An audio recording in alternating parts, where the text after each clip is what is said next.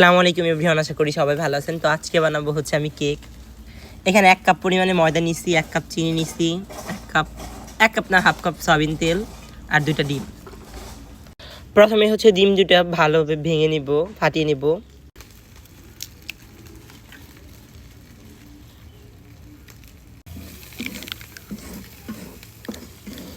আমার একটু ভুল হয়ে গেছে, কারণ কুসুমটা আমার উঠায় নেওয়া উচিত ছিল, বাট কুসুমটা আগে থেকে গলে গেছে।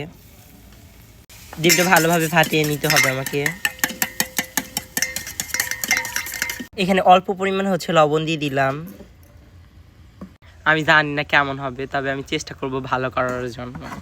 কেকটা কেমন হবে সেটা পুরো ভিডিও দেখলে বুঝতে পারবেন যে কেক কেমন হয়। এখন আমি 1 কাপ পরিমাণে চিনি দিয়ে দিলাম।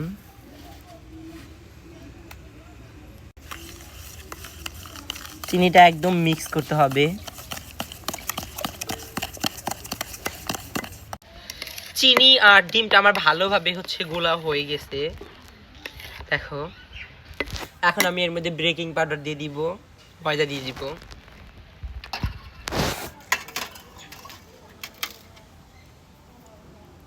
এক চামচ বেকিং পাউডার দিয়ে দিলাম।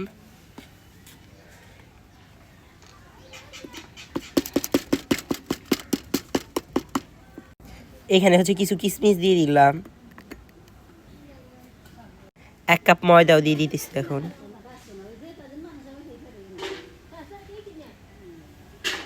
ভালোভাবে এখন হচ্ছে গুলিয়ে নিতেছি।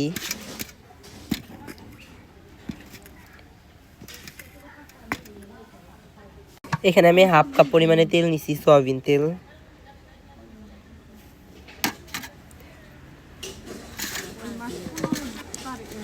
বাটারটা খুব সুন্দরভাবে হচ্ছে গুলিয়ে নিছি। আর এই পাশে আমার বোন এটা করে দিছে, একটু তেল দিয়ে ব্রাশ করে তারপর হচ্ছে দিছে। এখন ঢেলে নিতেছি।